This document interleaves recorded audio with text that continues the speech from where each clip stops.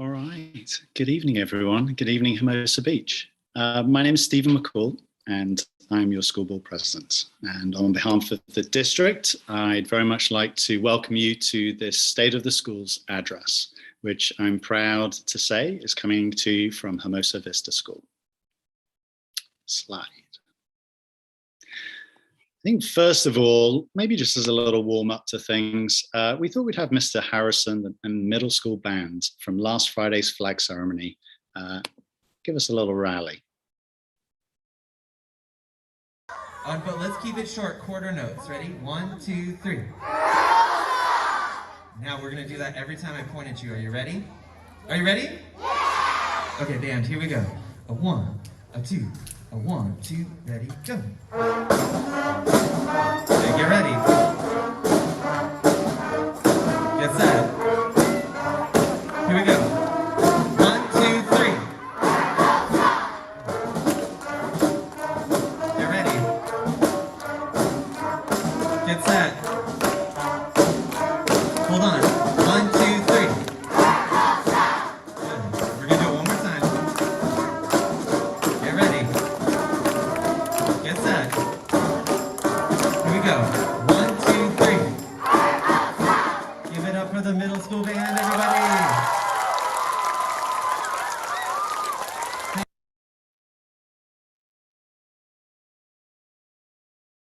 One, two. Oh, all good. Thank you, Christine, for getting us the sound. I hope that's got everyone in the mood. This evening's theme is centered around our tagline, Thrive K through Life.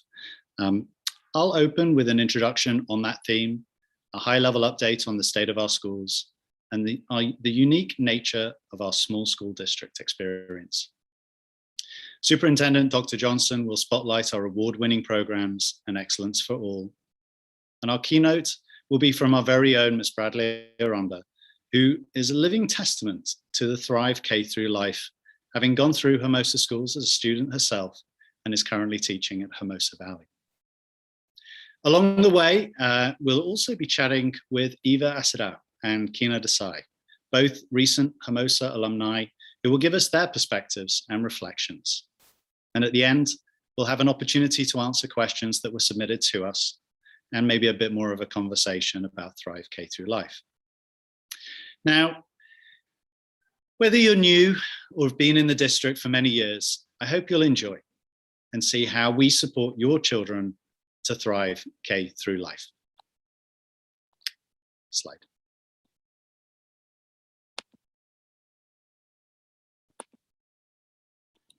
So let's get straight into it. Thrive K through Life is an acknowledgement that Hermosa schools are uniquely positioned to serve the needs of our elementary and middle school students before they are then given the wonderful opportunity to either matriculate into Miracosta High School or Redondo Union High School.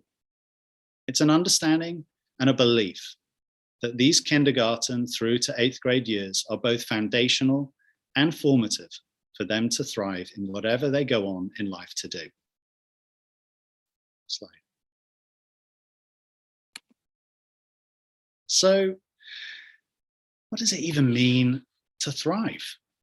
Well, borrowing from Richard Riley, the former US Secretary of Education, we are currently preparing students for jobs that don't yet exist, using technologies that haven't even been invented in order to solve problems we don't even know are problems yet. Indeed, he stated that the top 10 in-demand jobs in the future don't exist right now. So our mission as educators is to ensure that we develop 21st century contributors with critical thinking and creative problem solving. Slide. We also know that in addition to focusing on the core curriculum, we also need to focus on the whole child. Dr. Jill Biden, First Lady of the USA and a community college educator, stated that education doesn't just make us smarter, it makes us whole. It teaches us compassion, kindness, connection to others.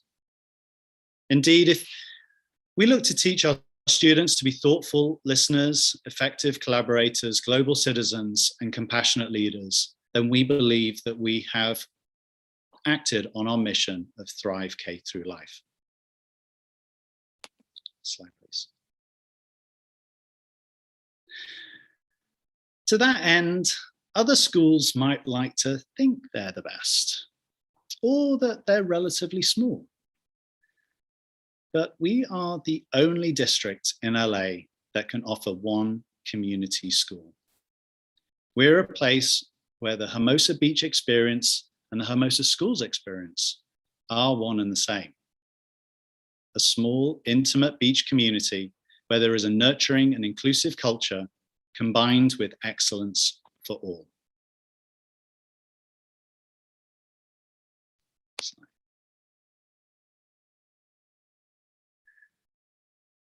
HBCSD is ranked within the top 5% of all 989 school districts in California, based off of a combined math and reading proficiency testing data. Slide.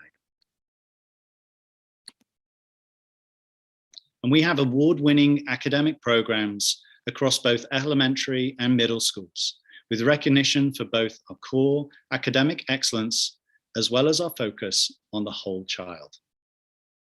Slide. Now, we're able to do this because of our forward-thinking and progressive nature of our amazing teachers, administration, and school board. And I want to take just a moment to add my personal thanks and appreciation, in particular for the amazing teachers we have in our district. These past few years have brought unprecedented challenges to the country as a whole, especially to the realm of public education. And we have unequivocally had the toughest years our district has ever had to face. In addition to this, we have been incredibly fortunate to have been joined by Jessica Bledsoe as Valley Principal, Lisa Tanita as our Vista Principal, and Hilary Overbreck, promoted from within our district as Valley Vice Principal.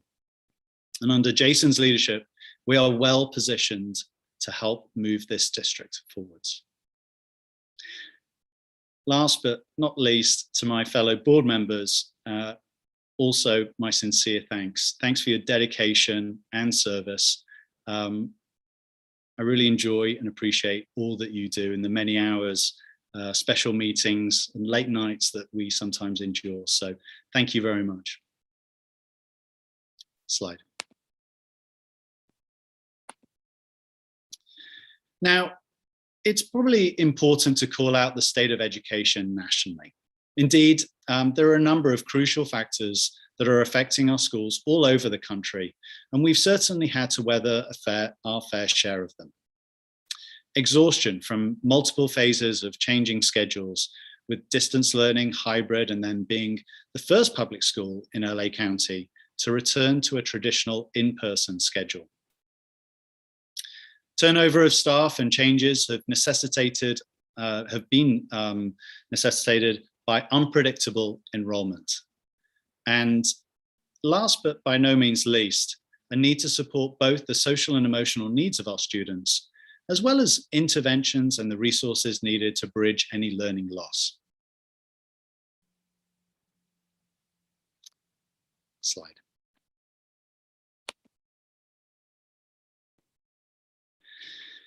Now, Jason's going to talk to us later about the framework and the goals that we have as both the board and as a district that we work towards.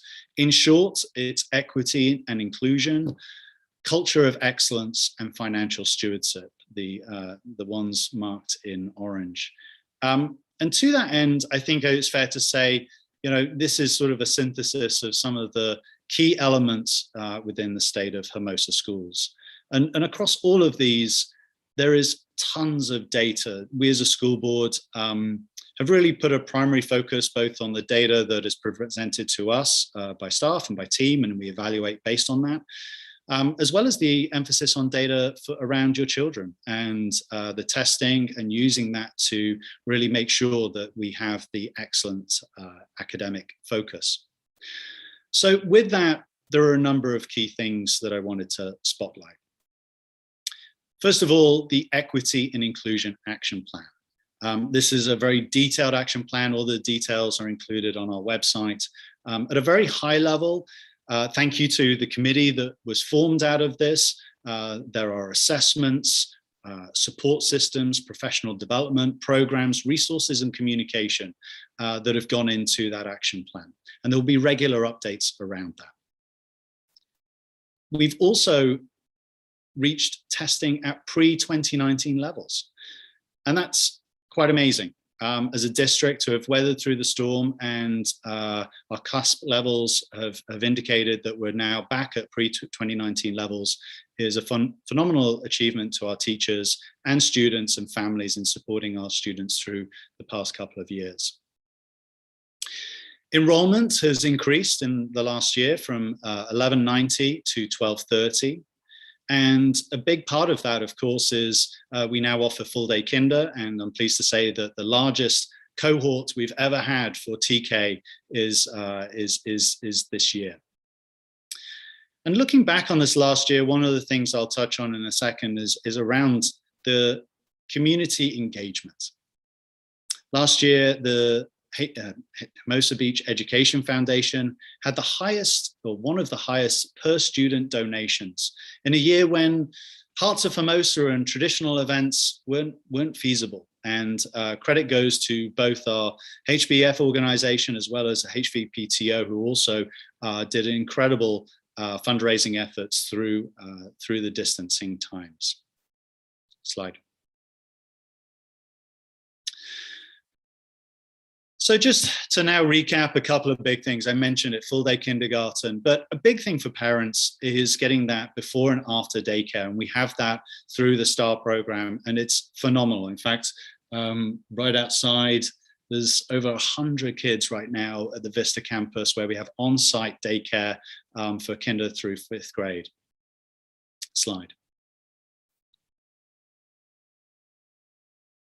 Of course, Hermosa Vista School, with the support of our community, we passed the $59 million bond measure to improve our existing schools, build new ones, and increase overall safety, health, and well-being for all of our students. And this is an incredible campus that we're very proud of. Slide. But we're still building, and we're building for the future with our newest campus, which will be the Hermosa View campus, and there's updated renderings here of the campus in its totality, as well as that new front where there's the lower level and upper level remodel to the existing campus. Slide. So I mentioned it, and I thought it'd be appropriate to put in a slide from a previous Halloween. Our HVPTO does so much to help with our school spirit and signature events like Halloween Carnival, which is, of course, this Friday, and Dolphin Dash and others, and plenty more. So thank you to all of the families and parents and teachers who support this organization and help our community really get the most out of things. Slide. And then, of course, through the support of HBF, we benefit from low student-to-teacher ratios, enrichment programs like tech labs, music, band, middle school electives like Spanish and art. So thanks to everyone for giving what they can to support these programs. And I won't go into it in too much detail because, of course, that's what Jason is going to be talking us through in his presentation. But I wanted to pause a moment just here, if I may, to introduce Eva and Kina. I mentioned them at the beginning, and I'd love to sort of maybe bring them on camera just to sort of get their perspective on things. And I'm going to ask them a question as they come on. Eva, thank you for joining us. Kina, hi, how's it going? Hi, Mr. McCall. Thanks for having me. Oh, thanks so much for joining us. Hi. Kina, how are you doing? Hi, how are you doing? I'm doing good. Thanks for having me. Great. Well, look, I'm going to pose a question to both of you ladies in as much as, how would you describe your experience at Hermosa schools? Now, we're using this Thrive K through Life, but I'm curious your perspective, having just gone through it, and maybe Eva, if you could give us a few of your words. Yeah, for sure. 3 words came to mind in wanting to describe my experience, or, rather, describe the climate that I found myself in being in the HBCSD. Respect, support, and because of that respect and support between me and my teachers, I found myself improving and growth. I think that's so important, and especially has brought me to my first year of high school. I find myself looking for that respect and receiving that support from my teachers, which has allowed me to grow even in these first few months of high school. That's awesome. Thank you, Eva. Keena, how about you? Yeah, I totally agree with what Eva said. Some words that came to mind when I think of my time at HBS was community, how community oriented it was, because that made a really large impact on me. And even though I'm now in a bigger high school, like that community that I created with a lot of my peers from Hermosa schools is still there and is still impacting me last year on Zoom as my freshman year, and even this year, my sophomore year. My second word I would use is probably really positive. I have Hermosa schools, all of the experiences and opportunities we had were very positive. All the goals we set were very like growth oriented. And so you were always kind of growing, becoming better at what you were doing.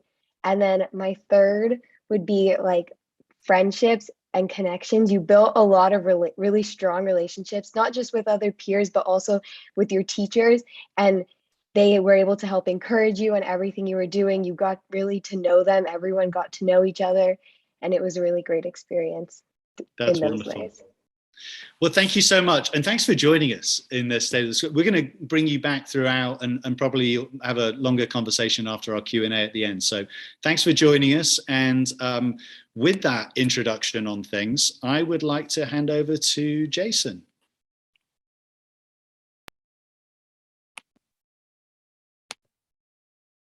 Thank you, Stephen. Here we are. I'm Dr. Jason Johnson, Superintendent, Hermosa Beach City School District, best little beach schools in the South Bay. And tonight I want to talk to you about our thriving programs here in Hermosa Beach. Slide. So here are our guiding principles, and these are our goals that our Board of Education has set for us. They include equity and inclusion, our culture of excellence, and financial stewardship. There is a lot of synergy between these goals in order to make sure that we are providing the best for our students. And tonight we want to highlight one area of our thriving programs, that go beyond just the core curriculum. Slide. So what does it mean to thrive in a small school district? Slide. So we hear this term a lot, whole child. And then we want to take our students from being a whole child to global citizens. So in short, what does it mean to be a global citizen? It means being a leader. Here at Hermosa Beach, we are not just preparing our students to be students. We want them to go out in the world and make impact.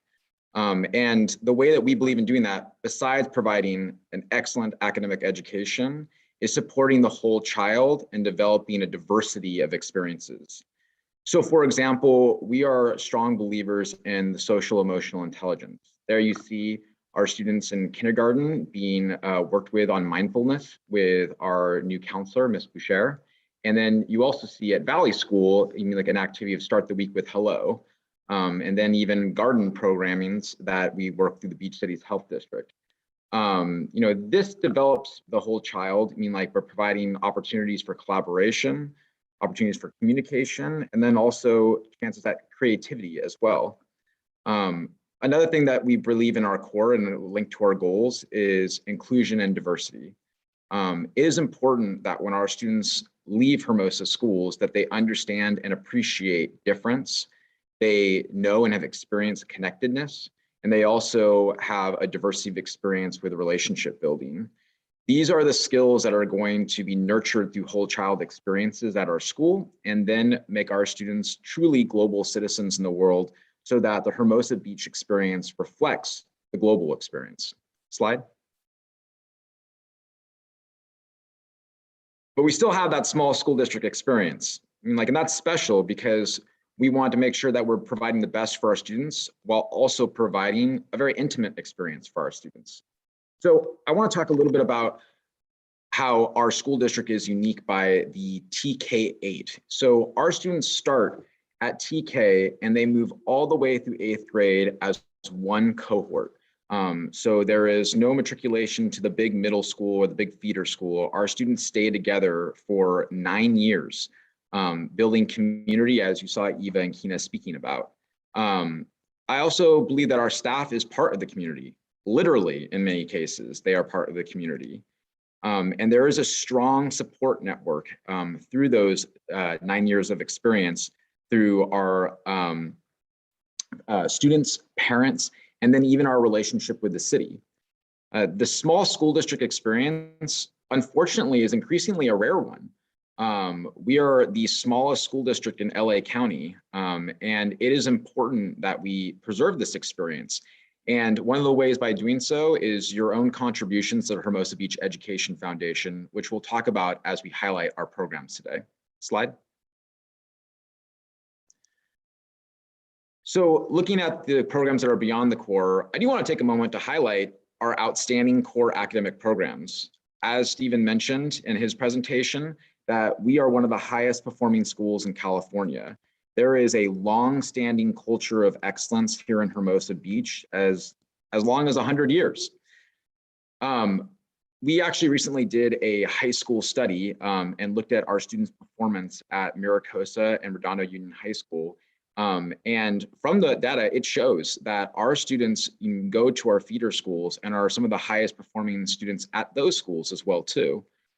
We are extremely confident in our alumni, but we're going to keep on working and keep on improving because really for us, there's no, it's the path of continuous improvement. There's no stopping and trying to move with the times. And as Stephen mentioned, the jobs that we're creating that we're teaching our students for, they haven't even been created yet.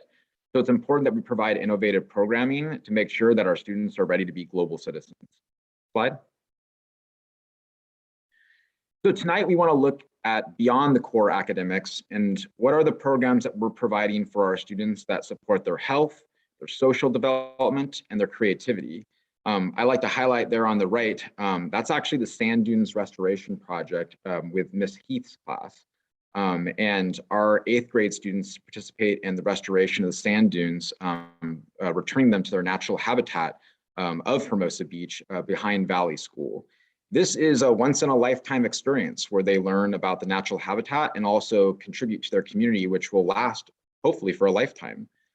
These are the types of unique experience that involve community, as well as involving the environment, as well as bringing students together to have unique experiences that develop them as people. Slide. So next, I'd like to go through a deep dive through our thriving programs and demonstrate to our community the programs that enrich our students, and thanks to your dollars put to work through the Hermosa Beach Education Foundation. Slide. Wellness and counseling. So we, in the prior administration, began a committee of administrators, counselors, parents, and our partners through Beach Cities Health District and Thelma McMillan to create a wellness council that is focused on the social emotional wellness of our students and the TK8 experience. As outcomes, some of the things that we have doubled down on as a school district, especially in the last 2 years, have been increasing our counselors' role and increasing counseling staffing so that we have 2 staff counselors, one at each of our schools. Our counselors participate in activities such as social skills groups, providing in-classroom lessons, and implementing a program that develops relational skills called Second Step. Our school counselors are also involved in planning school-wide programs. This week, as some of you may have seen our social media campaign, we're having Red Ribbon Week, which is encouraging our students to make good choices. And then we also started the school year off with Start the Week with Hello, making sure that we're creating a welcoming environment. As you see an activity there, creating a a welcoming tree in front where all students can participate and understand the importance of introducing yourself and branching out with your peers. Our counselors are also involved with the community. We just on October 25th had our first coffee with a counselor. Again, making sure that we're engaging with the community, taking parent feedback, and bringing the supports to our students. Slide. So here at Vista and also at Valley, our TK through 3rd grade students participate in the Sparks Lab. The Sparks Lab is an opportunity with Ms. Gill to do hands-on engineering as well as coding and building challenges. Some of the coding that they work on is through robots with programs like Blockly, and then they do building challenges. So what you see here in these pictures is our students building their own phones and going through a design and engineering process. It's not just arts and crafts. They really do planning and work their way in order to make sure that these projects, towers or bridges, go through a complete engineering process. And what you'll see is a through line of our engineering programs going all the way from TK to 8th grade that build upon each other. Slide. So on that note, in 4th and 5th grade, students at Valley participate in the Idea Lab with Mr. Kaplan. This is the next step in the continuation and in our engineering programming. So some of the activities that they do are Hot Wheels, which students participate in drop heights and loop challenges, where they also test data from various heights. They also have a program they participate in called the Makey Makey, which is a circuit board that links to a computer to do functions outside of those resources. So for example, a down button on a keyboard could be rerouted to a banana. I also got the opportunity, and you've seen the pictures here, to see our students programming their dancing robots. I saw a robot, I think it was doing the Macarena, and our students are programming them through their iPads. And there you also see a 3D printer where students can create designs from virtual to make physical items. Slide. We are very proud of our elementary music program. There is a lot of research that shows that students that are involved in music at an early age supports their academic development. Mr. Harrison is truly amazing and gets students involved. As you can see there, this is an activity where students are participating in an AC/DC's Thunderstruck, in which they're learning a headbanging beat. But it's learning music. Students learn to count rhythms with the metronome beat. They also learn about matching pitch and blending their voices. It's a lot of fun, but it's also core music development that is also a through line through our TK experience. Slide. So we are very proud this year, for the first time ever, we have elementary band at the 5th grade level. And I want to give a special thanks to HBF and the Hermosa Beach Youth Music for their donations in order to make this program happen. We believe that the earlier we can start with band, the better we can have our students develop through our program that goes from 6th to 8th grade. In the beginner band, there's the flute, the clarinet, alto sax, trumpet, and the trombone. And we're pleased in this first year, we had over 80 new band members signed up for 5th grade band. Slide. One of the truly gems that came out of COVID was the opportunity to partner with Star Daycare and then look at their enrichment programs provided for our students. Star Daycare provides childcare for our families at Vista and Valley from 7 a.m. all the way as late as 6 p.m. Our enrichment programs, and there's new ones actually just coming out this week, involves programs that could be offered such as foreign language, yoga, visual performing arts, sports, and then this one that I actually want to take called the Science of Star Wars. Slide. We are so proud to bring back our library programs this year after COVID. And there's the great Miss Heather Myers teaching an in-classroom lesson. I saw her pushing her cart around about ready to teach a lesson the other day. Our library programs are up and running. You can see there at the Valley School, they have the start the day with hello board, where all students put in a personal welcoming message to a peer or to a friend. Our libraries are also leading the way with our inclusion and diversity themes for Hispanic Heritage Month, students read the book Dreamers. And then at View, there was lessons on the story Turtles Race with Beaver. And this is part of a project called #Own Your Own Voice, which is a story about Native American morality. Special kudos to Ms. Myers, who's introduced the program PebbleGo, which is a research database teaching students research skills at the grades PK through 3. Again, just going the extra mile in order to give other students those skills that they'll need as they transition to middle school and then high school. Slide. Moving on to the middle school level, as I mentioned about our engineering continuum, with Miss Bell, students have the opportunity to take either STEAM 6, 7, or at the 8th grade level, each with developing skills in engineering processes. So here's a few of the projects to highlight here. There you see on the right, the lunar landers, where an aerospace engineer comes and visits the class as students build and try to land their lunar landers. If you were to walk into Miss Bell's class, you'll see plenty of boards set up for the Lego Robotics Mission to Mars Challenge. This is also an opportunity where virtual robots can take on tasks on this playground in order to accomplish, and students have to program these robots in order to accomplish various tasks. There's a lot of hands-on in design. Students also have the opportunity to do the pen project, where they literally design, cut, and make their own wooden pens. And then, of course, you see in the middle there, students participating in Scratch coding. That's a big part of this team program. And they can do things such as animate themselves. Slide. It's about providing that diversity of experience. So alongside with our engineering programs, we also have our art program and our fine arts. And I want to give a big shout out to HBF again for ensuring that we have the art program, and to Student Council for advocating about making sure that we had fine performing arts. We have our teacher, Miss Ripley, who is amazing. Students began the year with a lines and patterns project where they created Zentangles, as you see there in the middle, around an image. What I liked about this is Miss Ripley started the project because it was a great way to begin the year with a relaxation activity, and as viewed as like a mental health in order to start the year and find ways in order to create relaxation for our students. You can see there some sketchbook ideas. Students are regularly using their sketchbooks to brainstorm for class projects. I recently came into the classroom and saw all of our students painting together the same image.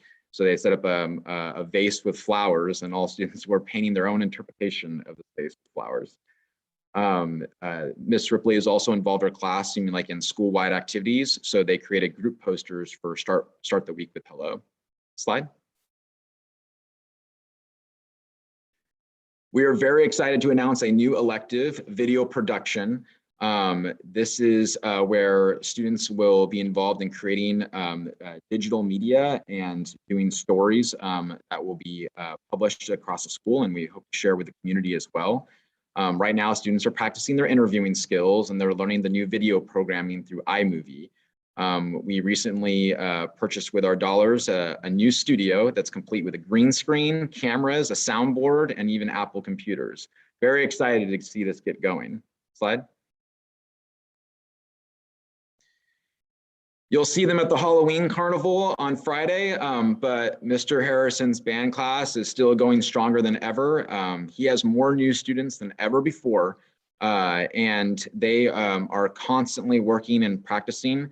Because of COVID procedures, we have to have band outside, but Mr. Harrison does not miss a beat. We have an outdoor tent set up, and he is working with his section leaders to support his new students. And they actually, as you saw at the beginning of this presentation, performed at our first flag ceremony. We're looking forward for them performing at an upcoming Hermosa Beach holiday, launch of the holiday ceremony. And we really want to see our bands getting out there in the community and being part of the Hermosa experience. Slide.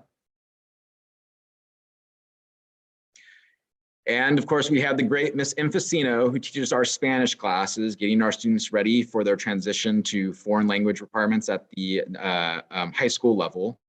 A few of the activities that they've been doing during the fall are the Verbal Viernes, which is a focus on language development through speaking. In November, they'll be doing the Dia de los Muertos, which is the Day of the Dead celebration. And there you see, in celebration of Hispanic Heritage Month, our twin sisters, Chloe and Elise, doing the announcements in Spanish during the month of September. Slide.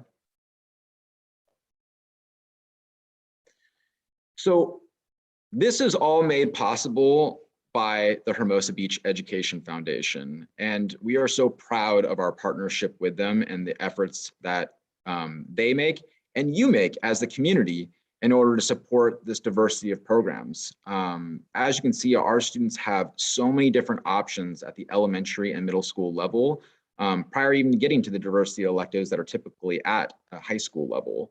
But I just cannot stress enough how important it is your support through Hermosa Beach Education Foundation. You can also find a way to volunteer. They are just such a great group, and we are very grateful to be able to offer these programs to our students through their support. Slide.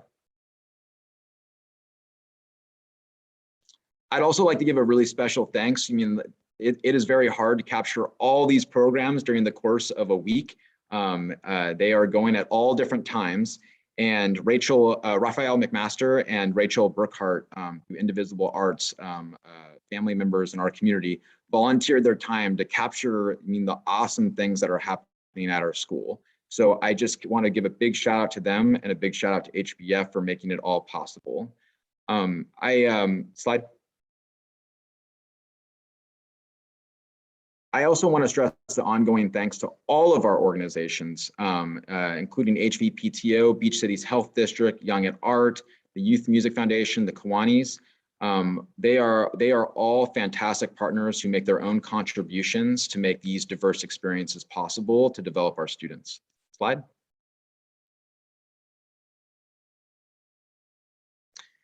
In closing, I just cannot stress enough, that here in Hermosa, with our small community, we still have very big aspirations. And our community bands together in order to make sure that our students really do have the opportunity to thrive, not just academically, but also through these whole child experiences. Really, when you look at the future job market, or what is needed out of our students, it's leadership. It really is leadership. That is what our students have to offer moving forward. And I am very proud that we have programs that give them those opportunities to lead, give those opportunities to work together and collaborate, and also give them opportunities to be creative. So I am proud to continue this work this year, and thank you for helping us thrive. Slide. Jason, thank you very much for taking us through quite literally the embarrassment of riches. So thank you for that. I'm going to try and squeeze in Eva and Kina. I would love to, just while Bradley's maybe bringing back up her presentation, I'd just love to hear from both of you in terms of your favorite program. I mean, you've just been through the school system. Maybe it was a memory or something that sort of had the biggest impact on you both. Kina, why don't we go with you this time? Sounds good. So something that all of the programs that were talked about in the slideshow, I have the ones that I participated in, I remember all of them, but something that had the biggest impact on me and that I remember now and I will probably remember throughout my life were our outdoor education trips we took each of our middle school years. So in 6th grade, I went to Malibu, 7th grade, I went to Catalina, and in 8th grade, I went to Pali. And those outdoor education trips were really positive memories for me because we were able to go with all of our peers, and they were all science-based trips, but they were a fun way to kind of learn and get out of the classroom. There were a lot of hands-on activities we did. Like in Catalina, we went snorkeling, we got to try new things, we did hiking in Malibu. So it was a great way to learn and take what we were doing in our science classes, but then do different activities in an outdoor setting, and just being outside of the classroom and being able to go somewhere outside of Hermosa Beach with all of our peers was a really great experience. That's awesome. Eva, how about you? Yeah, for me, it honestly, of course, all of those programs are great, but it was the arts for me, especially music. I joined band in fourth grade after watching my sister go through the program also. And, Mr. Harrison is such an incredible person and an incredible teacher. And as Dr. Johnson was saying, there's the data that shows being in music and being in the arts in general improves student success. And I did find that, it was a creative outlet for me to express myself freely. And it helped me find balance, especially, amidst COVID. But even regardless of COVID, I found this solace through music. And I'm now in the music program at Costa, in both the ensemble and in marching band. And again, going back to those three words, respect, support, and growth, and Kina's words, community. I found this whole community of people like me, and we can share ideas and work with each other. And there's this camaraderie, and so we can depend on each other. And I'm so thankful that I got to start in the music program in elementary school, and I'm doing it now. It's so incredible, and I'm so thankful for it, and for Mr. Harrison. Well, thanks so much, both of you, for sharing those experiences and those thoughts. So, all right, hang around to the very end because we've got some more questions, I think, for you. But I think now for the main event, we're going to hand over to Ms. Aranda and the keynote presentation. So I'll let you take it away, and thank you very much.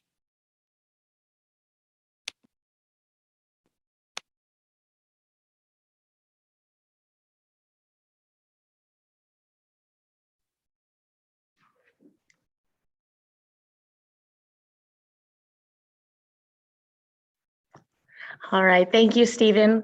So appreciate the warm introduction. And my goodness, I always have such hard acts to follow, both Miss Kina and Ava.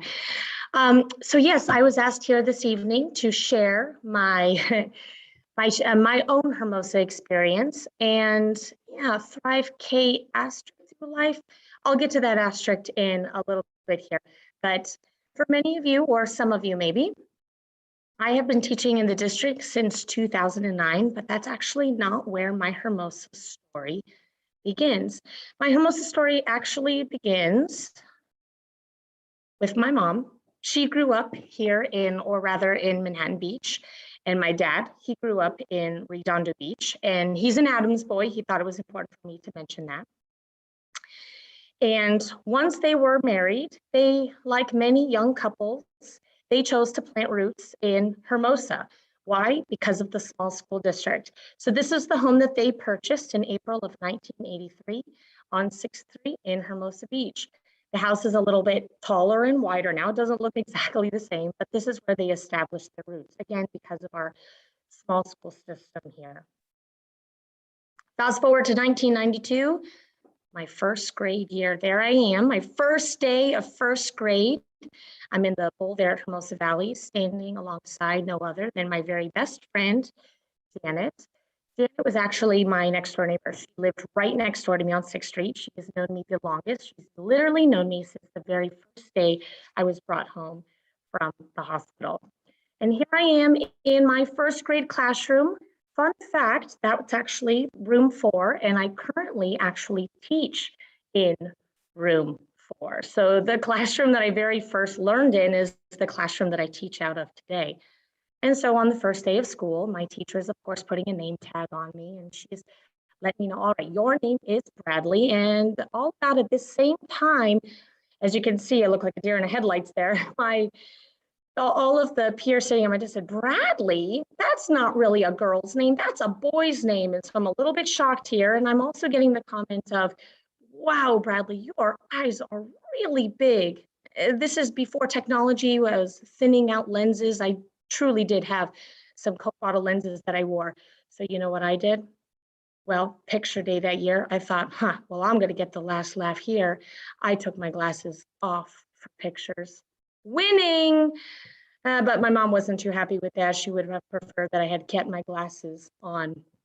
All in all, my first grade year at Hermosa Valley was definitely a formative year. And it was also a year that I absolutely came to understand that amongst my peers, I wasn't maybe the greatest reader, maybe a little bit behind in my writing, not a great as number sense, and I absolutely struggled to compute, especially compared to that of Janet, who went to Japanese school on the weekends and was a whiz at the abacus. I definitely learned that I would have to work a little bit harder than, say, my other peers, my classmates, to achieve. Fast forward to 1993, my second grade year, and here we are doing our very first day of school porch pick. That's right, we were doing porch picks long before Bo Bridges was making them famous during the pandemic. And actually standing next to Janet is her little sister, Jennifer. We were actually all a year apart, so we all started Hermosa Valley that school year. And you're probably thinking, Bradley, how did picture day go that year? Not so great. Definitely mom's winning this year. Not only did I have the Coke bottle glasses on, but then that pool cut. Yikes. Anyway, despite the unfortunate second grade school picture, it was really, truly a fantastic year. I remember just truly having a lot of fun. So much fun, in fact, that I didn't even realize how much learning we were actually doing. Here we are doing a skit play presentation for Halloween, one of the very many holiday programs. As you can see, Jen and I are there, are dressed up like Santa Claus. I did so much learning, in fact, that when it came time to make a presentation, it was a music and dance presentation hosted by the legendary Chris Basu, as you can see there leaning up against the counter. I was actually the one chosen to read aloud, not only to my peers, but also to the parents in the audience, reading aloud to them the introductory, and as you can see, Jan is there too. Reading in front of a group of people, something I never would have thought I would have been able to do, especially since my first grade year was as slow as it was, and learning was absolutely a challenging thing for me. Also during this year, it was a sad year for our school community. Cheyenne Vasquez, Shane Vasquez, he was an 8th grade student at Hermosa Valley who unfortunately passed away of leukemia. The great thing about this, though, and what I love to see today, is that every year on graduation, there is an award, the humanitarian award, sponsored by his family, and it's given to a student deserving of Shane's caliber of people every year at the award. So every time I attend a graduation, I definitely smile a little bit brighter when that award is given out at the 8th grade graduation. This is also the year that my little sister, Brianna, pictured there next to me in my 2nd grade classroom. This was the first year that she had her first seizure and was diagnosed with epilepsy. And this was pretty shaking for my family. My mom was very heavily involved in the PTO and the HBS, and what was really amazing about our small school community is that the teachers, the principals, were more than accommodating to allow my mom to bring Brianna literally everywhere, because we were at a point in time where we just were very, she needs to be right by our side. So with that being said, she was often right by my side, and the teachers, principals were more than accommodating her being on campus. Meanwhile, View School was actually being built at this time. Up until this point, I was attending Hermosa Valley, and it was a one-side school. It was kindergarten all the way through 8th grade, and we simply became, too big for that one school site. And so View was opened up this year, or rather in the next year, 1994. And as you can see there, there's the nice mural there. My dad was actually on the reopening committee for Hermosa View School. He painted many of the interiors of the classrooms, and he also painted that mural. No, just kidding, absolutely not. But do you see, if you can see, like there's little golden flecks on top of the fish?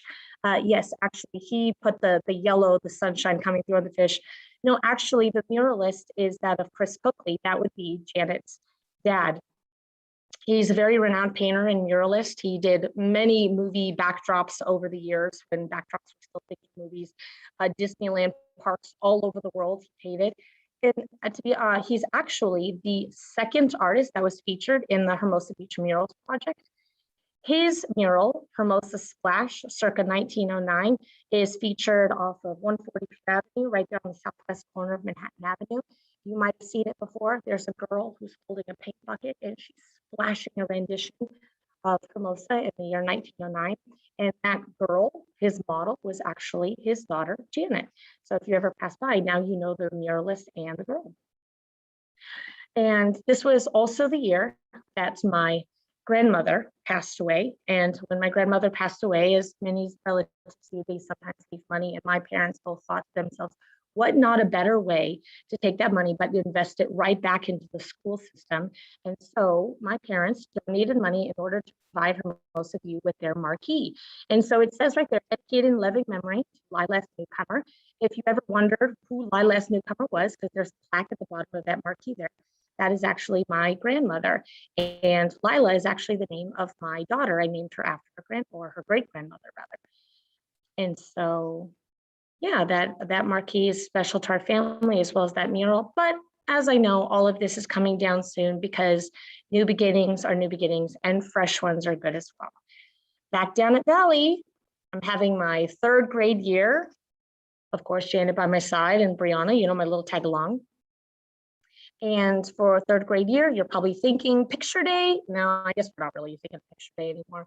I mean, am I winning? Am I not winning? I lost glasses, but I still got that bowl cut. Anywho, 3rd grade was a lot like 1st grade. It was one of those years in where I had to work for each and every single inch. I had to work extremely hard. And if it weren't for this instructional aid that I'm pictured here with it this year, this is Miss Ambray. If it wasn't for her, I wouldn't have made it through that school year. The extra time that she went above and beyond to make certain that I was thriving despite all the challenges that I was facing. I am eternally indebted to her for that 3rd grade year. All right, fast forward to 4th grade, 1995. Of course, the best grade, and I might be a little biased, of course. Here I am in my 4th grade classroom in what we call the cave. It's kind of like a pit. This is where we did our readers workshop, where we did our reading circles, readers literature, anything like those. And this is my teacher, Mr. Bruckner. And this was the first year that I had a male teacher, and I really spent a great deal of time with Mr. Bruckner working at the back table, at the good old kidney table. Fortunately, we actually had a student teacher that year, Mr. Baker, and because Mr. Baker was doing a lot of the lessons, Mr. Bruckner was actually able to pull me to the back of the classroom and work quite often. We went over a lot of things, and again, the amount of time that he invested in me, I'm eternally grateful for all of that extra time that he gave me to kind of fill in that achievement gap for my 3rd grade year. What I also remember a lot about that year, 4th grade, the PTO must have had a huge budget that year. Not only do I remember going to the Western Heritage Museum, as well as the San Juan Capistrano Mission, but also we did the Walk Through California presentation that we actually still do to this day. However, my favorite day of 4th grade, hands down, had to be Rancho Day. Rancho Day was a day in which we dressed up like Rancho California. And of course, the most exciting part of the day where we took an egg, we hollowed it out from all the yolk, we stuck a ton of confetti in there and broke it on each heads. We love celebrating all of these fiestas, right? Just like the vaqueros had done so long ago. We still do this today. We don't call it Rancho Day. Rather, we've done a little rebranding. It was Gold Rush Day at one point, and then we now call it Minor Madness to really immerse the kids in the culture of California. Also that year, the HBEF sponsored Leroy Chow, an Endeavor astronaut, to come and visit our school. He did a series of assemblies both at View and Valley, and he even presented to the parents. And he actually took with him from there a t-shirt that he later took on the space shuttle Columbia with him. That t-shirt that there's featured there in that picture frame there, it spent 15 days in space. He had it signed by all 8 of the astronauts and hung in the Valley office for many years. So I remember looking at it as a young kid and thinking to myself, wow, that t-shirt has actually been in space. Fast forward to 1996, my 5th grade year. Definitely an absolute great year for me because it was back-to-back a strong academic year. Here we are, another porch pick, Jan and I feeling confident. Another year, another Halloween PTO carnival. Definitely the greatest fundraiser we have here in Hermosa. And like Mr. Paul mentioned, we have one going on this Friday, super excited to attend. And just as 4th grade teachers had done for me, my 5th grade teacher as well, and all of the 5th grade team did a great job of immersing ourselves into the history of the United States with Colonial Day, reenacting the galleons crossing over the Atlantic. But absolutely the highlight of that year was learning all about our judicial system, where we went to the old Orange County courthouse where we put Goldilocks on trial. And there I am, star witness baby bear. For the life of me, I can't remember what the verdict was. I just remember my part. I did a really great job. I had my fifth grade year out of room 14. And on the very last day of school, I swung open the door to room 14. I ran out to my mom and I said to her, "This is what I'm going to be. I'm going to be a teacher here at Hermosa Valley." It was the last day of my fifth grade year. And later that day, we actually went over to Miss Tatum, my fifth grade teacher's parents' house actually, and we had a pool party. So that was a really special day to me. It was decided right then and there that I would be a teacher and I would come back and teach in Hermosa schools. All right, let's keep trucking along here. 1997, we got sixth grade. Jan and I feeling really good with our striped matching t-shirts, and of course, our porch pick. Middle school, lots of changes. Now we have lockers. Student council was, it was elevated. Now we had to sell things like candy grams, actually do true fundraising. And of course, the infamous high school, or rather, the middle school dances. We had a little Sadie Hodkin dance. However, though, with all of these changes, we were still that same group of kids that had been there from the very beginning. We had all been there, just as Jason had said, we've been together for all of these years as a unit. And you might be looking and saying, I know that's a really great sweatshirt Miss Strange is wearing there. And I know Stephanie Barrow's got that shirt on. And as you can see, I too have that sweatshirt on. Yes, I am wearing a vintage Hermosa Valley gear, 1996. And why is this one so special? Well, there was actually a contest that year on the design for the sweatshirt, and Janet won the contest. So of course, my mom bought every sweatshirt in every size and every color, and we still have many of them today. So I decided to wear my vintage Hermosa Valley spirit wear. Also, as Eva and Kina had mentioned, outdoor education or outdoor science school was absolutely another great highlight of those middle school years. So we actually went to Camp Colby up in Los Angeles Crest Forest. And for many of us, this very first science school, this very first experience was time away from home, time away from the first time away from our parents. We learned how to be autonomous and independent. It was really just a huge life experience for us, that very first week being away from our parents at outdoor science school. And that's the legendary Miss Strange right there with the beanie. Miss Strange called us all her Strangemite. She taught in the district for many years and was a great advocate for space exploration. Seventh grade year, 1998. I'm feeling pretty confident, as you can see by that picture. Hands down, my seventh grade year was the most influential year of all of my years at Valley School. Yes, we went to another outdoor school, and this time it was CME, the Catalina Island Marine Institute. And as the girls mentioned, the kayaking and snorkeling and learning all about the marine biology and the ecosystems on and around the island were definitely great times. However, being that seventh grade was the most influential year for me, it was really when I was awarded, surprisingly, I was shocked. The Hermosa Beach Coordinating Council awarded me seventh grade outstanding student. This award, it was a game changer for me. I knew that I wasn't at the top of the class, and I knew that I had to work extremely hard. I was that truly average student, and every inch that I had worked for was being recognized, and all of that time and effort. I mean, it was pretty powerful. This was a very monumental day for me. And the best thing to come out of it were, of course, two proud parents. And when you make your parents proud, what else is there? But with all that being said, the greatest takeaways that I have actually from my seventh grade year were not one, but two lifelong friends and mentors. Sylvia Gluck was my seventh grade social studies teacher and math. And she was the one who inspired it all, my love and obsession with being organized and meticulous and color coding everything. I remember one time at open house, I ran into her room, dragged my parents behind me, opened up her cabinets, and she's looking at me like, Bradley, shut the cabinets. Look at the artwork on the wall. And I said, Mom, Dad, look at all of these things, and everything's labeled. Can I do this to my room? Because believe it or not, at one point I was actually a very messy girl. I had kind of things everywhere, but it was Miss Sylvia Gluck who taught me how to be organized, and I am forever grateful for that. She was also my tutor all throughout high school because I needed it. And what was really great was that there were many days when all we did was just really talk. And I remember my mom saying, and that was fine with her because I wasn't talking to my mom at that time, but I was talking to Sylvia, and she was instrumental in getting me through my high school years.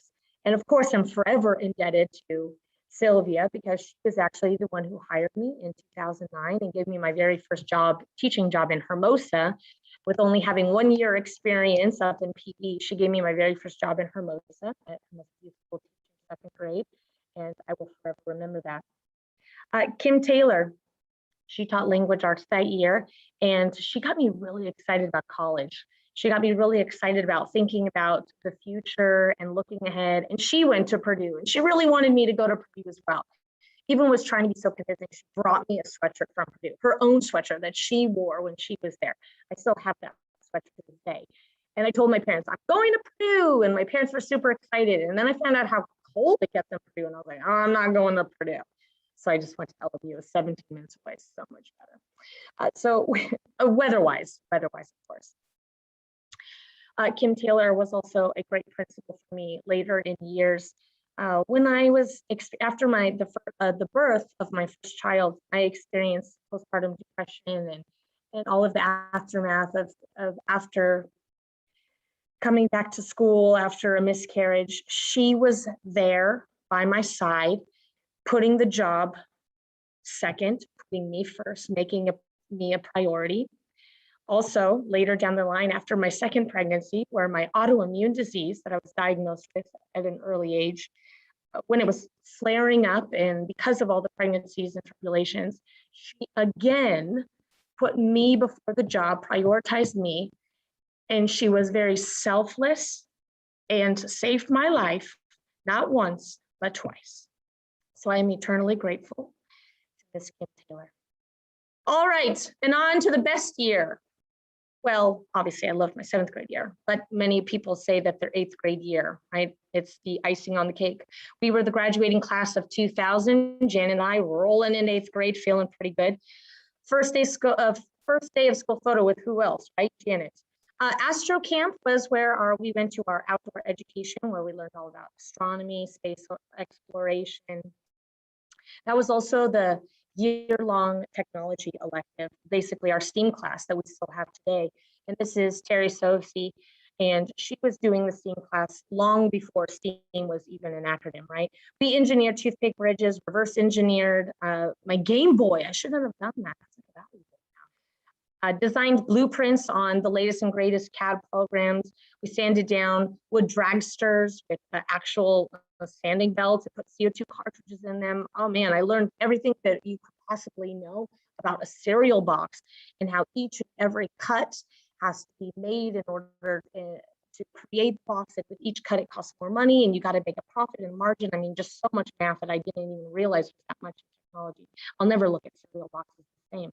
We even made a hovercraft that we literally got into, powered by a leaf blower, and rode down Valley Drive to the Kiwanis Club, where at the Rotary meeting or luncheon that they were doing, we shared it with them because they helped us sponsor our leaf blower. Terry Sophie is a really big reason why we have Idea Lab and Sparks Lab today. And of course, there's all those things that make 8th grade, like joining the athletics program. I willingly played soccer, very reluctantly played softball. I told Terry Sophie, I told Miss Sophie, I said, I'm not that good. Look, my dad's even a baseball coach for Costa, and he even knows my place is the bench. And she said, you're a warm body, we need more people. Come on, let's go. And so other things that make your 8th grade year, of course, the yearbook where there's the class favorites. And of course, yours truly was named Best Dancer. And the long anticipated dedication pages at the end of the yearbook. And there's Janet and I page that our mothers worked so hard on putting all of our photos together, which a lot of those were actually featured in the slideshow that I looked back later and I said, huh, I didn't realize I picked a lot of the same pictures. But truly the icing on the cake, or rather would be graduation. And this is where I'm addressing the 8th grade class, the graduating class of 2000, giving off my speech. But the icing on the cake for that evening was, of course, being awarded 8th grade outstanding girl by HBEA. And something that they gave me that evening was this book, Oh, the Places You'll Go. And inside is inscribed with each and every one of the teachers that I had over my years at Valley.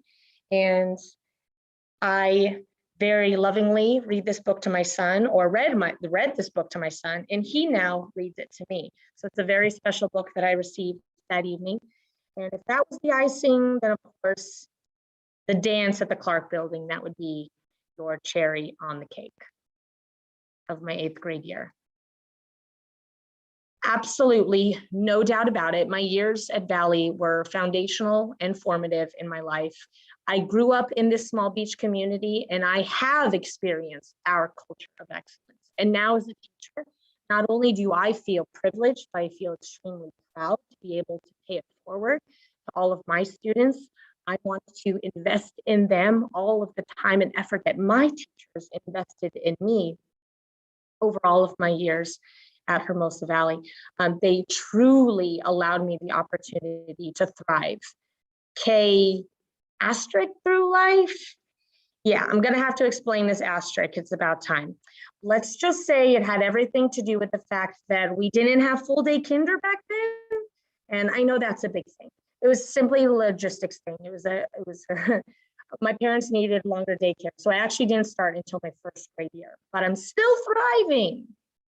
But the good news is I do know 2 great examples of people that thrived K through life, or I know lots of examples, right? Because Eva and Keenan are here.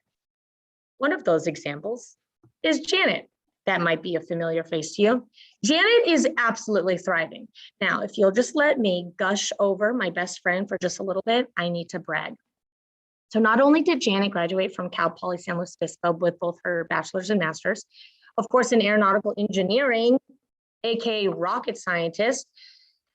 She has 12 years as a GNC engineer, guidance, navigation. Yeah, I'm reading this because this is hard stuff. 12 years as a GNC engineer, that's guidance, navigation, controls. And she's currently the department manager for the vehicle controls department at her company.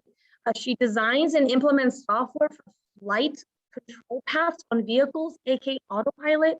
That's absolutely amazing. And even though all that's impressive, can I tell you what she does in her free time? She's a Muay Thai kickboxer. No joke. My friend Janet is a 2-time Pan American champion. She competes for 1 championship, and she's the reigning kickboxing world champion. I know. She legit has a blue check mark on her Instagram handle. She has her own Wikipedia page, and she did last year, or 2 years ago now, I don't even know what year it is, COVID just she did a campaign with Athleta as a shero, and as an example of a shero, and her pictures were all over catalogs and stores all over the United States. This is what Miss Janet has to say about her experience in Hermosa. So my most memorable moment in elementary school is actually in 4th grade. I was in Miss O'Brien's class, and I remember doing the California report, and actually my most memorable had to have been doing the mission project. My mom and I really sat there and created the mission, and we also actually got to go to San Juan Capistrano, so we got to actually see a mission ourselves. So I really like how interactive it was. So what I think makes Hermosa Valley special and unique is that Hermosa Beach is already a small-knit community, and the fact that, we're not just in the classrooms with our best friends, but our teachers were really invested in us too, and same with our parents. So it was a very close-knit community in terms of our family and the school, which it made it a more, inclusive and engaging environment for us. And another part that I really enjoyed was how we got to go on many field trips. I remember the La Brea Tar Pits, and I mentioned before the San Juan Capistrano. We also got to do, outdoor schools at Catalina, and having those experiences with our classmates in a setting other than the classroom made it more effective in terms of learning. It made me enjoy the various subjects, not just the math and science that I really enjoyed, but also history and social studies. Okay, I told you I have two great examples. And of course, my other example would be Brianna, my sister. Now, despite challenges she endured because of her epilepsy and complications from a drug-induced coma that gave her different processing disorders, Brianna is absolutely thriving. She graduated from, oh, now you're gonna have to humor me and now I'm gonna have to gush about my baby sister. She graduated from ASU with a bachelor's in kinesiology, and then she went on to study at USC to earn her doctorate of physical therapy. She specializes in both wound care and lymphedema. She's currently a PT at the California Rehab Institute in Century City. And for fun, she sails all around the world. Literally, she just got back from the Seychelles on Friday. Here's what she has to say about Hermosa. My most memorable elementary school moment at Hermosa Valley was at an assembly in the bowl when we were doing character count awards. And I was chosen in 4th grade for a Hermosa Champ Award. And I was able to celebrate getting the award with not only my parents, but also both of my grandparents came. And we took pictures with my 3rd grade teacher and 4th grade teacher that had both made huge impacts on me. And it made such a huge impact on me that even after 20 plus years of being removed from the 4th grade, I still have my Hermosa Champs Award keychain that I just can't seem to part with. It was my first award and probably the one that meant the most to me. Thanks, Mrs. O'Brien. Hermosa schools are different because unlike most public school education, it's more like a private school education. I always got individualized attention, and when I needed extra help with anything, I knew of not only one but 2 teachers that I could go to for additional help. And it extended to the staff as well. I still live in Hermosa, and I was walking my dog around Hermosa View, and the nurse that was I guess the lead nurse the whole time that I was there stopped, and after all these years recognized me, and now frequently stops and we catch up just, from being in Hermosa View. Well, I guess there's really only just one thing left to say. Hermosa truly is the best little beach school. Thank you so much. Bradley, thank you so much for sharing your very personal and unique experiences at Hermosa schools. It was really touching, and thank you. I think hearing reaffirm the beach community, the small school district, the culture of excellence, you really are the epitome of our thrive first through life. I know, sorry. Blame my parents. We can make it work. We can make it work. So I'm thrilled, obviously, that we're thrilled to have you in our community. And thanks so much for sharing all of that. That's absolutely wonderful. So, okay, now we get to move on to our Q&A.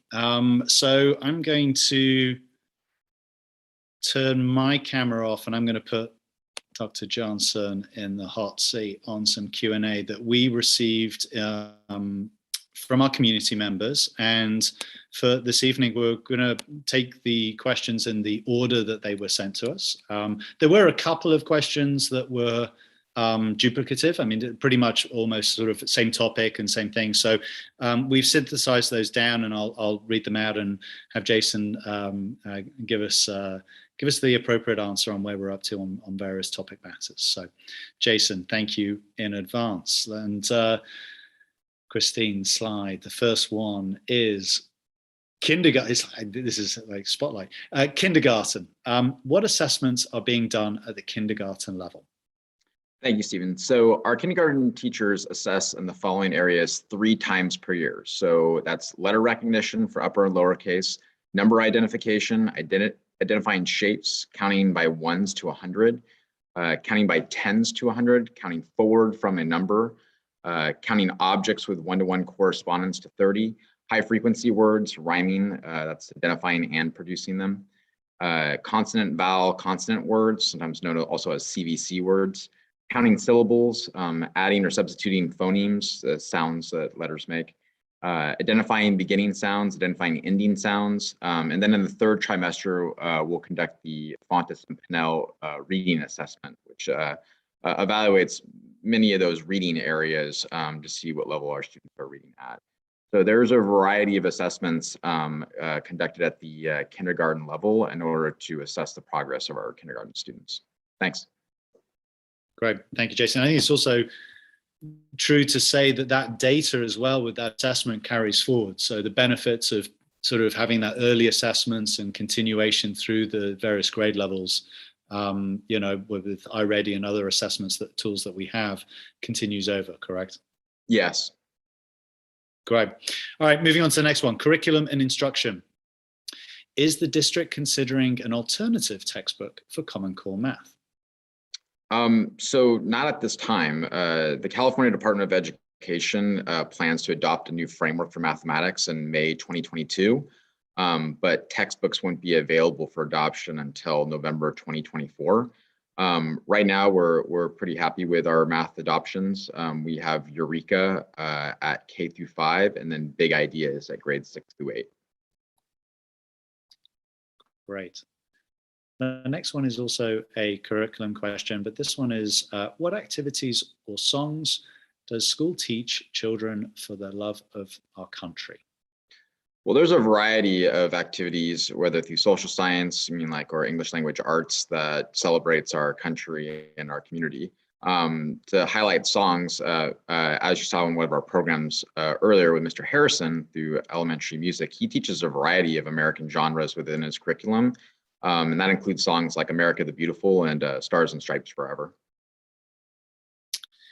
Next one is on COVID-19. And what responsibility does the school district take for California Department of Health guidance?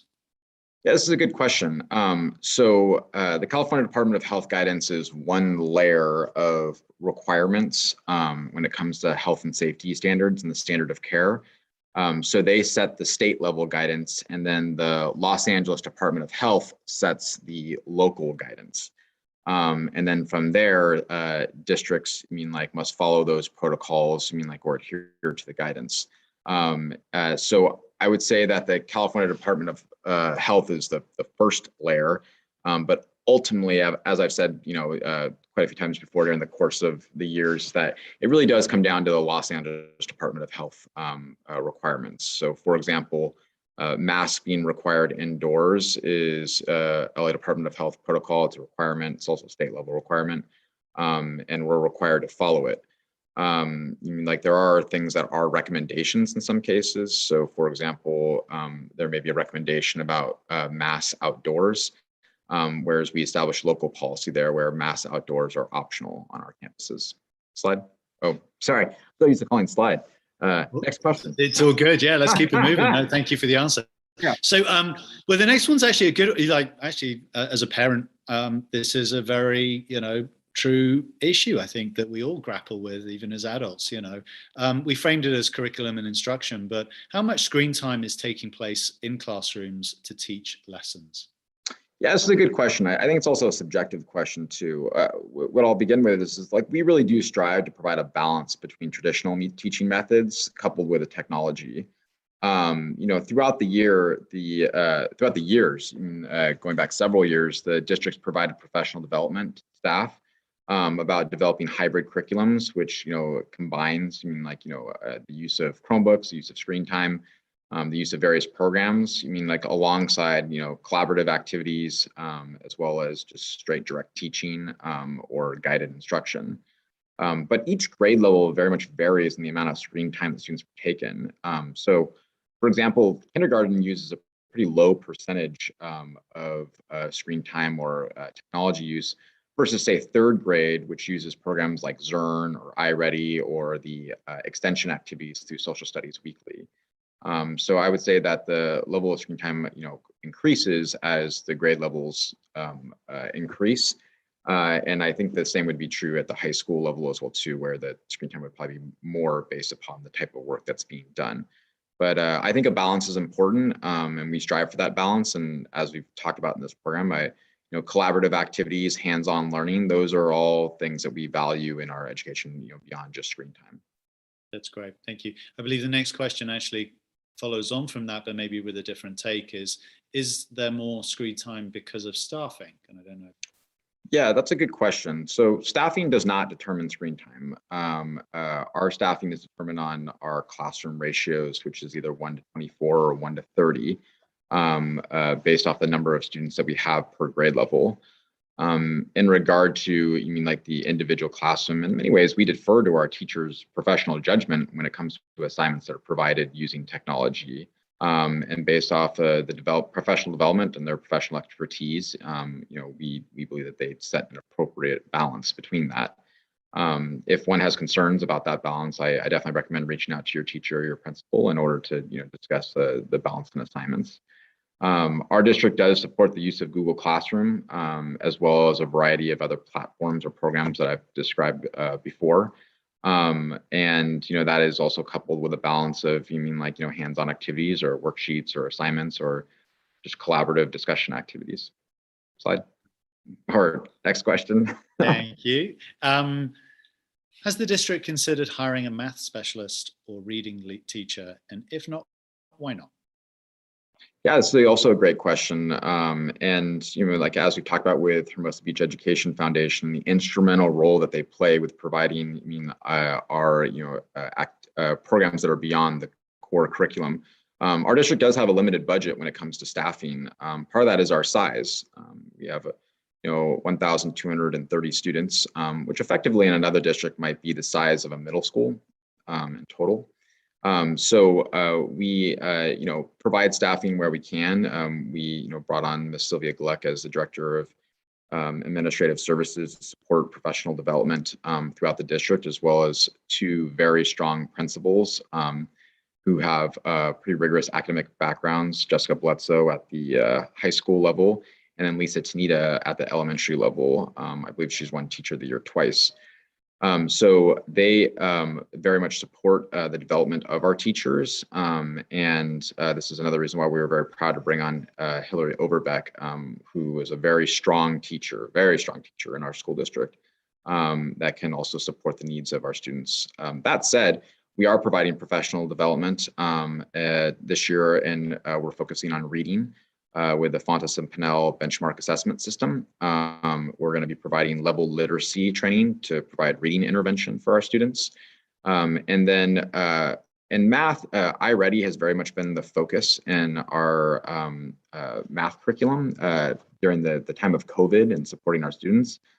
So we're due for professional development branching out from iReady to support our teachers in math. Thank you. The next one to COVID-19 and does an entire class quarantine when there is a positive case in the classroom? Why do they wear masks if that is not the case? Yes, so an entire class does not quarantine if there is a positive case in a classroom. So an exposure is considered anyone that's within 6 feet of someone that tests positive in the prior 48 hours. And they were within 6 feet for more than 15 minutes in a 24-hour period. I know that sounds complicated. It is. The bottom line is that we do what we call contact tracing. So if there was a student who was positive, then anyone that was in the vicinity of that student within 6 feet for more than 15 minutes cumulatively in a single day would need a quarantine for a period from 8 to 10 days. They could return upon the 8th day if they receive a test on the 5th through 7th day that is negative. The issue that we ran into just recently is that we had 5 students in a class test positive. So that resulted, if there's 3 or more students, that results in the LA Department of Health requiring us to close that classroom. So I would stress that, you mean like our most recent situation is not necessarily normal. We've had positive cases where we've only had to quarantine a few students in the class versus the entire classroom. Great, thanks for explaining that. The last question from the community is on social emotional support, and why is the SEL teacher showing lessons via video versus coming to speak to the classroom? Yeah, that's a great question. So first to clarify, we don't have an SEL teacher or a social emotional learning teacher. We have our counselors. And as I'm sure anyone can imagine, the counselors fulfill a variety of student support services during the day, including group counseling and individual counseling and just general student support. So our counselors are tasked with providing lessons in the classroom. And in some cases, they do provide direct lessons in the classroom. You saw earlier in this presentation, our counselor, Ms. Boucher, providing a mindfulness lesson in the classroom with our kindergarten students. In other cases, we have the Second Step program, which is research-based, teacher-informed, and classroom-tested that promotes social emotional development. That is also rolled out not just through our counselors, but also through our teachers, because it provides a wider platform. Teachers have the opportunity to do follow-up activities and extensions in the class through mini lessons. And then one of the reasons that our counselors are providing digital lessons is to provide greater accessibility to reach more students. So to reach more students with more content, a counselor traveling from class to class probably take about a month to hit each class.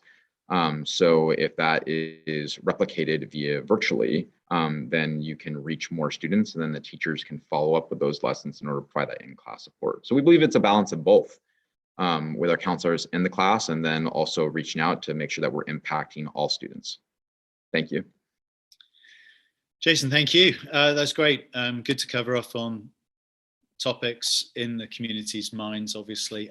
I'd love to bring it kind of full circle back to bring Eva and Kina back in on the discussion a little bit. And thank you so much of you both to hang out for the entirety of the State of the Schools address. It's really, really great of you. What are some of the things you're enjoying with life right now? We talk about thriving K through life, and you, both of you are at that stage at high school where it's that first part of things. And I'm just curious, I know, yeah, but I'd love to hear from your words where you're up to and how things are going.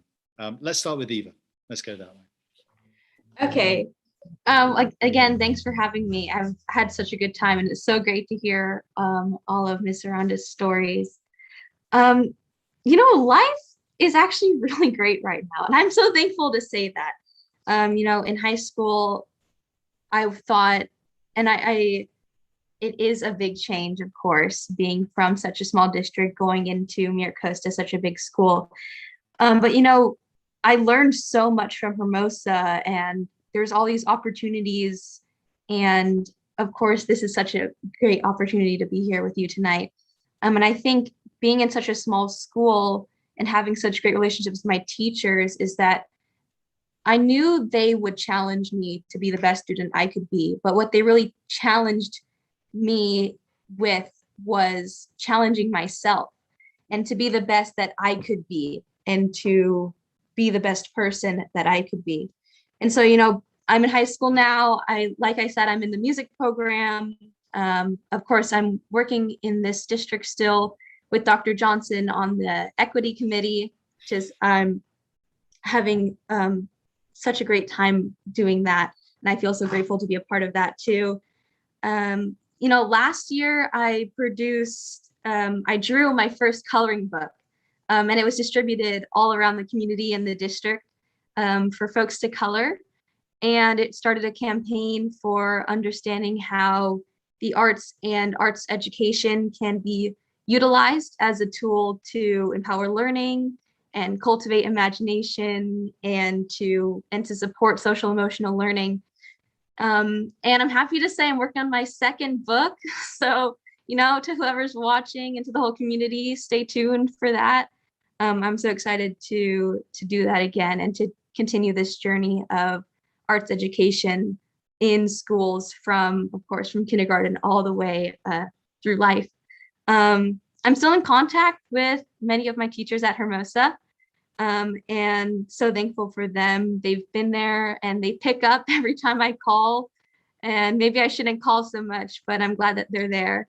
And I'm in contact with student council too. So I'm glad to be hearing about all their successes and all that they're doing. And, you know, high school has just started, so we'll see where it goes. But, you know, all I'm doing, I'm so grateful for. And it's so nice seeing Kina around school too. We're in the Key Club together, which is great. But I will mute myself now, and thanks again for having me. Eva, thank you so much for those. Kina. Yeah, I agree with everything that you said, like everything that we did in Hermosa, how it's all kind of helped with this. And I know it's great seeing you back on campus again.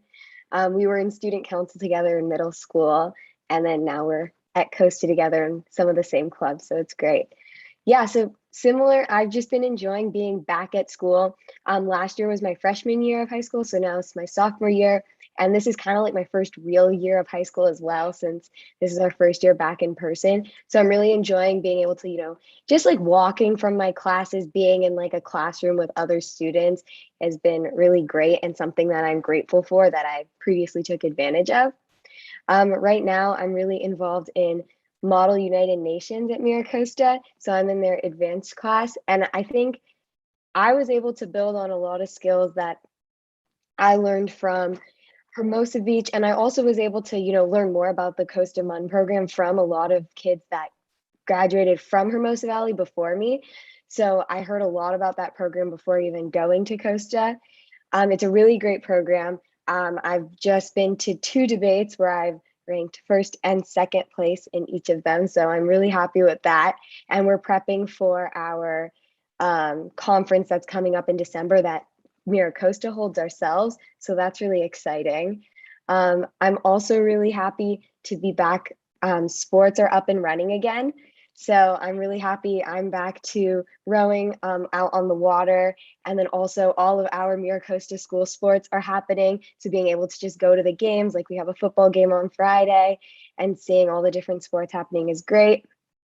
I also, since graduating in the past like year and a half, I launched my own kind of charitable business called Draws for a Cause. And that it works to give underwear to children in need in Central America. And we were able to give over 2,000 pairs of underwear to children in Guatemala. I was able to go down and hand to hand give the underwear to the children this past summer. And so that has been a really great experience and has taken up a lot of time in my life, and it's had a really big impact on me. And I just wanted to say that, like, one of the main reasons why it's been so successful and a lot of the support I received was from my Hermosa community. Like all of the people here, like you all really helped to support me in launching it, getting awareness out about it. Like I would not have been able to be as supported or encouraged or motivated or successful in Draws for a Cause or been able to give that many pairs of underwear if it wasn't for the community, people spreading the word, people being so involved and active and asking me about how it's going. So I'm just really thankful for the community I have here in Hermosa, and it's all come together so amazingly. And that's just another product of Hermosa schools and the community oriented aspect of it. And then one more thing, I'm also from participating in student council at Hermosa Valley. I unfortunately am unable to do ASB at Costa because it just doesn't fit in my schedule, but I do lead my own club at Costa called Real Talk, and having that leadership experience from like Hermosa schools and working through in student council has really helped me to be able to lead this club. So there were a lot of experiences and things that happened in the community throughout my middle school and elementary years and through Hermosa Valley and Hermosa schools that I'm using today. And all the support I received then is still a big part of my life. And all of, just as you said, all of the teachers and people I met at Hermosa schools, like I still have strong connections with them. So that is amazing. You are both brilliant. You both really are. I mean, I don't think at high school or coming out of middle school, I was certainly wasn't published and certainly wasn't starting businesses and doing the things you guys are doing. So well done. keep on doing it, keep on being a part of the community, and thanks for being here this evening and sharing your stories with us. I think it means a lot, particularly for parents, but I've even been getting some messages from parents saying that their kids are watching this address. And look, this is what we're all about. This is about us being a community and sharing and spotlighting the really wonderful stories we have in our schools, from our teachers, our students, and our community throughout. So thank you for joining us this evening. Look, again, thank you. Absolutely fantastic. And stay in touch. Thank you for having me. Thank you so much. All right, take care. Thank you. Now, we've got, just to wrap things up here, I think we've just got a few more slides at the end. Christine, if you wouldn't mind bringing things back up, we'll just close things out. And look, it means a lot. Hopefully, for everyone who's been following this evening, or if you're watching this after the event, I trust that you have now an even better understanding of how we support our children to thrive K through life. And also the unique nature that our Hermosa schools really are the best little beach schools. Please spread the word. If I have an ask for you, it's that, if we spread that word, if we spread that positivity and the positive experiences that we have, I truly believe that word of mouth is what makes our schools so great and drives enrollment. And more enrollment means more funding. But that also leads me to the other means, because we have to bridge the gap in state funding. And I just want to say thank you to everyone for continuing to support Hermosa schools, and especially through your donations and contributions to Hermosa Beach Education Foundation. There are a lot of great organizations, we mentioned PTO, etc. They all make a meaningful difference in our community. So thank you. And I'll end on, if you move on to I think this is staying in touch. Look, you've made it through this far. But if there's anything that we didn't cover, just send us an email, send us a note. All our details are up there. I even put this link tree through to my profile. And then if you go through to that, it'll link to everyone. I even included other board members who have social handles and whatever else, so you can sort of follow along. We do our very best to stay connected and want all of our community members to have such a wonderful experience with our schools. So stay in touch. It makes a difference, and we are a small school district after all. And with that, I'll just say thank you, and be well. And thank you for all that you do in your support of Hermosa schools. Good evening.